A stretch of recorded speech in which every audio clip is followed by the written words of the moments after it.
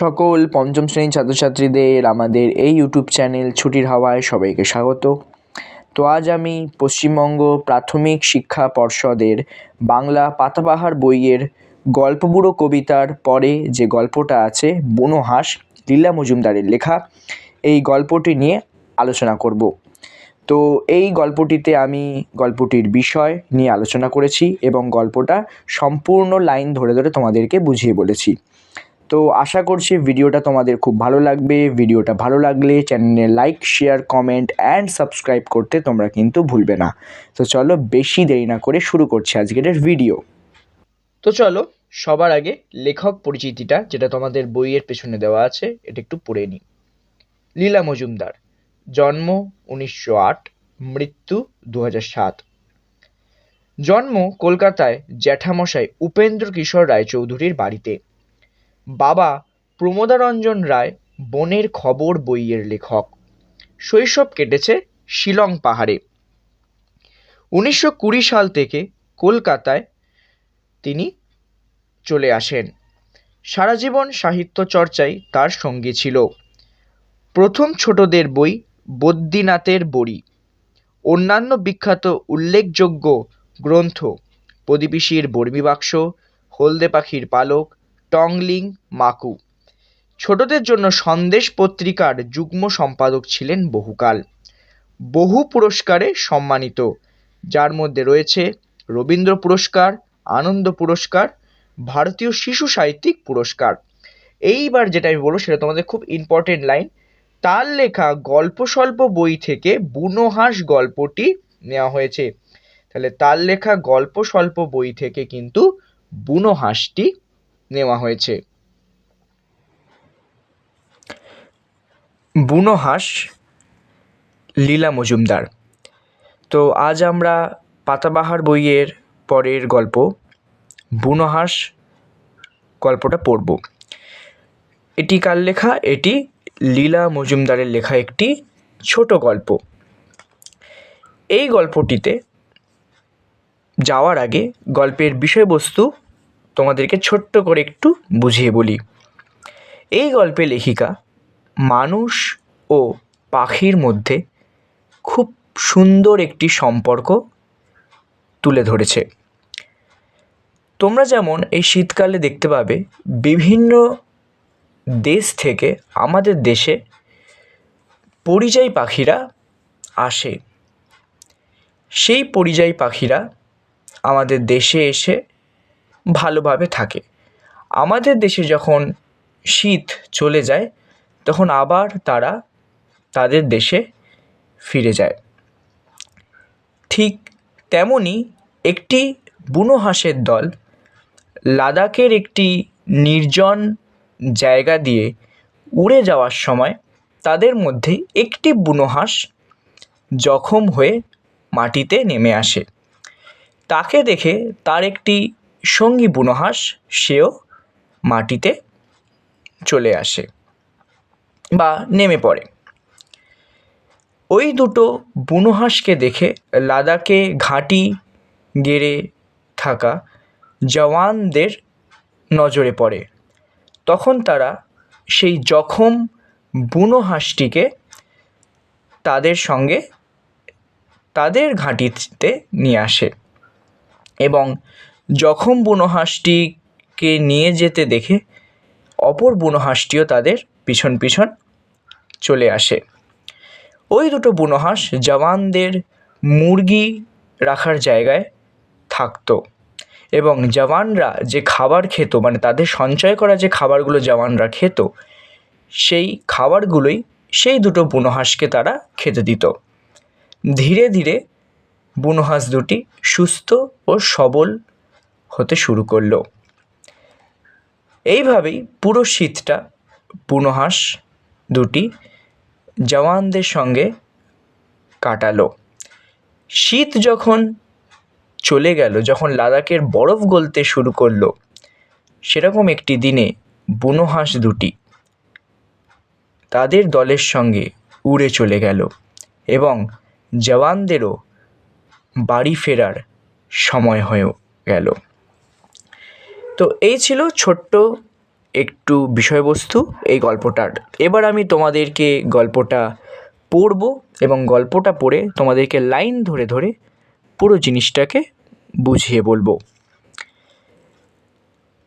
এখন যদি আকাশের দিকে চেয়ে দেখো, দেখতে পাবে দলে দলে বুনো হাঁস তীরের ফলার আকারে কেবল উত্তর দিকে উড়ে চলেছে। কেবলই উত্তর দিকে উড়ে চলেছে। তাহলে কি বলছে? বলছে এখন যদি আকাশের দিকে চেয়ে দেখো, তাহলে কি দেখতে পাবে? দলে দলে বুনো হাঁস তীরের ফলার মতো কেবলই উত্তর দিকে উড়ে চলেছে, মানে তারা উত্তর দিকে চলে যাচ্ছে তীরের ফলার মতো। যেমন যেটা বললাম, পরিযায়ী পাখিরা যেমন আমাদের দেশে আসে, সেরকমই পুরো দল বেঁধে সারিবদ্ধভাবে তারা আসে। কেউ এত উঁচুতে উঠছে যে কোনো শব্দ নেই। বলছে কেউ কেউ এত উঁচুতে উঠছে যে তাদের কোনো শব্দই শোনা যাচ্ছে না। কারোর শুধু ডানার শোঁ শোনা যাচ্ছে, বা কারোর হয়তো কোনো ডানার শোঁ আওয়াজ শোনা যাচ্ছে। আবার কেউ বা বলছে গাঁক গাঁক, কেউ আবার গাঁক গাঁক করে ডাকছে। ওরা গরম দেশে শীত কাটিয়ে এখন শীতের শেষে আবার নিজেদের দেশে ফিরে যাচ্ছে। মানে ওদের ওখানে যখন গরম, তখন তারা আমাদের এই শীতের সময় তারা আসে। আমাদের এই শীতটা পুরো কাটিয়ে ওরা আবার নিজেদের দেশে ফিরে যায়। ওদের বেশি গরম সয় না, আবার বেশি শীতও সয় না। মানে ওদের বডিটার তাপমাত্রা এমনই যে ওরা বেশি গরম আবার বেশি শীত সহ্য করতে পারে না। কেউ কেউ হিমালয়ের উত্তর দিক থেকে বরফের পাহাড় পেরিয়ে আসে। বলছে কেউ কেউ বুনো হাঁসের দল, তারা উত্তর দিকের হিমালয় পাহাড় বরফে থেকে পেরিয়ে আসে। অনেকে নাকি ভারতের মাটি পার হয়ে সমুদ্রের উপর দিয়ে উড়ে ছোট ছোট দ্বীপে গিয়ে নামে। আবার অনেক বুনো হাঁস কি আছে, ভারতের মাটি পার হয়ে সমুদ্রের ওপর দিয়ে উড়ে ছোট্ট কোনো অজানা দ্বীপে গিয়ে নামে। সেখানে মানুষের বাস নেই, সেখানে কোনো মানুষের বাস নেই। নিরাপদে তাদের শীত কাটে, তাদের নিরাপদে কি হয়, সেখানে শীত কেটে যায়। তার মানে তাদের কি হয়, তাদেরকে বিরক্ত করার জন্য বা তাদের শিকার করার জন্য কিন্তু কোনো মানুষ থাকে না। তারা কিন্তু নিরাপদে আশ্রয় নিতে পারে এবং শান্তিতে পুরো শীতটা তারা কাটাতে পারে। পৃথিবীর দক্ষিণে আধখানায় আমাদের শীতের সময় গরম, আবার আমাদের গরমের সময় শীত। বলছে যখন আমাদের এখানে শীত তখন তাদের দেশে গরম, আবার যখন আমাদের এখানে গরম তখন তাদের দেশে শীত, যেন স্বাভাবিক যেটা বাইরের দেশে হয়ে থাকে। লাদাখের একটি বরফে ঢাকা নির্জন জায়গাতে আমাদের জওয়ানদের একটি ঘাঁটি ছিল। এটা কিন্তু উচ্চারণটা জওয়ান হবে, নট জওয়ানদের, জওয়ানদের একটি ঘাঁটি ছিল। তাহলে কি বলছে? বলছে জওয়ানদের একটা ঘাঁটি ছিল কোথায়? লাদাখের একটি বরফে ঢাকা নির্জন জায়গাতে। তখন শীতের শুরু। মাথার উপর দিয়ে দলে দলে বুনো হাঁস দক্ষিণ দিকে উড়ে যেত। তাহলে কি বলছে? যখন শীতের শুরু হচ্ছে তখন মাথার উপর দিয়ে কি হচ্ছে, আস্তে আস্তে বুনো হাঁস দক্ষিণ দিকে উড়ে আসছে, মানে দক্ষিণ দিক থেকে উড়ে যেতে শুরু করছে। বাড়ির জন্য ওদের মন কেমন করতো যখন দেখছে বুনো হাঁসরা যখন তাদের বাড়ির দিকে রওনা দিচ্ছে, তখন জওয়ানদেরও তাদেরকে দেখে জওয়ানদের বাড়ি ফেরার কথা কিন্তু মনে পড়ে যাচ্ছে। চিঠিপত্র বিশেষ পৌঁছতো না, শুধু রেডিওতে যেটুকু খবর পেত। বলছে তখনকার দিনে এখনকার মতো কোনো মোবাইল ফোন বলো বা টেলিফোন বলো বা ইন্টারনেট ছিল না। তখন কথা আদান প্রদানের প্রধান মাধ্যম ছিল কিন্তু চিঠিপত্র আর না হলে রেডিও। সেরকম দুর্গম জায়গাতে কিন্তু ঠিকমতো চিঠিপত্র এসে পৌঁছাতো না। তাই তখন কোনো খবর পাঠানোর একমাত্র মাধ্যম ছিল কিন্তু রেডিও। তাহলে যখন বুনো হাঁসরা যখন দক্ষিণ দিকে উড়ে, মানে যখন উত্তর দিক থেকে তারা দক্ষিণ দিকে যখন বাড়ির দিকে রওনা দিত, তখন কিন্তু জওয়ানদেরও বাড়ির জন্য মন কেমন করতো।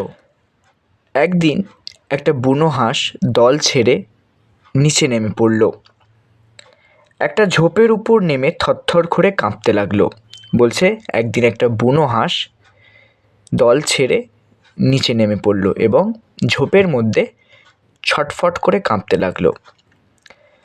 তারপর ওরা অবাক হয়ে দেখলো আরেকটা বুনো হাঁসও নেমে এসে ওটার চারিদিকে উড়ে বেড়াচ্ছে এবং আরেকটা বুনো হাঁস কী করলো, সঙ্গে সঙ্গে নেমে এসে ওটার চারিদিকে উড়ে বেড়াচ্ছে। বরফ পড়তে শুরু করতেই জওয়ানরা গিয়ে আগের হাঁসটাকে তাঁবুতে নিয়ে এলো। তাহলে বাইরে যখন বরফ পড়তে শুরু করলো, জওয়ানরা তখন তাড়াতাড়ি করে সেই হাঁসটাকে তাঁবুর ভেতর নিয়ে গেল। অন্য হাঁসটা প্রথমে তেড়ে এসেছিল। অন্য হাঁসটা ভেবেছিল হয়তো ওদের আক্রমণ করা হচ্ছে, এই কারণে ও তেড়ে এসেছিল। তারপর ওদের সঙ্গে সঙ্গে নিজেই গিয়ে তাঁবুতে ঢুকলো। তারপর কিন্তু সেও ওদের সঙ্গে সঙ্গে তাঁবুতে গিয়ে ঢুকলো। ভিতরে ছেড়ে দিতেই দেখা গেল প্রথম হাঁসটার ডানা জখম হয়েছে।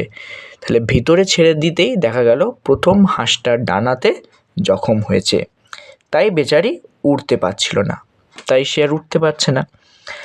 জওয়ানদের মুরগি রাখার খালি জায়গা ছিল, ওখানে বুনো হাঁসটা রইল। জওয়ানদের মুরগি রাখার খালি জায়গায় ওই হাঁসগুলো রইল। টিনের মাছ, তরকারি, ভুট্টা, ভাত, ফলের কুচি এই সব খেত। তাহলে তাদেরকে এইগুলো খেতে দিত। ওদের দেখাশোনা করা জওয়ানদের একটা আনন্দেরই কাজ হয়ে দাঁড়ালো। তাহলে ওই দুটো বুনো হাঁসের দেখাশোনা করা কিন্তু ওই জওয়ানদের আনন্দের কাজ হয়ে দাঁড়ালো। পরের হাঁসটা ইচ্ছা করলেই উড়ে চলে যেতে পারত, কিন্তু সঙ্গীকে ছেড়ে গেল না। পরের হাঁসটা কিন্তু চাইলেই উড়ে চলে যেতে পারত, কিন্তু ও তার সঙ্গীকে ছেড়ে গেল না। সারা শীতকাল দুজনে ওখানেই থেকে গেল। সারা শীতকাল দুজনে ওই জওয়ানদের সঙ্গেই ওখানে থেকে গেল। আস্তে আস্তে হাঁসের ডানা সারল, তার মানে আস্তে আস্তে হাঁসের ডানাটা সেরে উঠল। তখন সে একটু একটু করে উঠতে চেষ্টা করত। তাঁবুর ছাদ অবধি উঠে আবার ধুপ করে পড়ে যেত। যখন তার ডানা একটু একটু করে সারতে আরম্ভ করেছে, তখন সে একটু একটু ওড়ার চেষ্টা করত। প্রথমে সে তাঁবুর ছাদ অবধি উঠত, তখন আর যদি দাঁড়াতে না পারতো না, তখন ধুপ করে পড়ে যেত। এমনি করে সারা শীত দেখতে দেখতে কেটে গেল। এমনি করেই সারা শীত দেখতে দেখতে কেটে গেল। নিচের পাহাড়ের বরফ গলতে শুরু করলো, তার মানে শীতের পর বসন্তকালের আগমন হচ্ছে, তাই সমস্ত বরফ গলে যাচ্ছে। আবার সবুজ ঝোপঝাপ দেখা গেল। তাহলে বরফ সরে গিয়ে আবার সবুজ ঝোপঝাপ দেখা গেল। ন্যাড়া গাছের পাতার আর ফুলের কুঁড়ি ধরল। ন্যাড়া গাছগুলোতে আবার পাতা আর ফুলের কুঁড়ি ধরতে শুরু করলো। তারপর পাখিরা আবার আসতে আরম্ভ করলো। এবার দক্ষিণ থেকে উত্তর, মানে এবার বসন্তকালে যে পাখিগুলো আমরা দেখতে পাই, সেই সময়ের যে পাখিগুলো আসে তারা দক্ষিণ থেকে উত্তর দিকে আসতে আরম্ভ করলো। দেশে ফিরে ওরা বাসা বাঁধবে, বাচ্চা তুলবে। তাহলে সেই দেশে ফিরে তারা কি করবে? তারা বাসা বানাবে, বাচ্চা জন্ম দেবে। ঠিক আছে? এদের হাঁসরা আজকাল তাঁবুর বাইরেই চড়তো, আর মাথার উপর দিয়ে হাঁসের দল গেলেই চঞ্চল হয়ে উঠত। জওয়ানদের যে দুটি বুনো হাঁস তারা রক্ষা করেছিল তাদেরকে, তারা তাঁবুর বাইরেই চড়তো এবং মাথার উপর দিয়ে যদি কোনো হাঁসের দল উড়ে চলে যেত, তখন তারা চঞ্চল হয়ে উঠত। তারপর একদিন জওয়ানরা সকালের কাজ ছেড়ে এসে দেখে হাঁস দুটি উড়ে চলে গেছে। একদিন জওয়ানরা যেদিন কাজ সেরে যখন তারা বাড়ি ফিরছে, তখন দেখছে সেই দুটো হাঁস উড়ে চলে গেছে। কারণ কি? কারণ তাদের বাড়ি ফেরার সময় হয়ে এসেছে। জওয়ানদের বাড়ি ফেরার সময়ও হয়ে এলো এবং বুনো হাঁসগুলো যেমন সঠিক সময় উড়ে চলে গেল, তেমনই কিন্তু জওয়ানদেরও বাড়ি ফেরার সময় হয়ে এলো। তো এই ছিল আজকের আলোচনা। আশা করি তোমাদের এই ভিডিওটা খুব ভালো লেগেছে। তো দেখা হচ্ছে পরের পর্বে, পরের এই অধ্যায়ের অনুশীলনী নিয়ে। তো চলো, টাটা।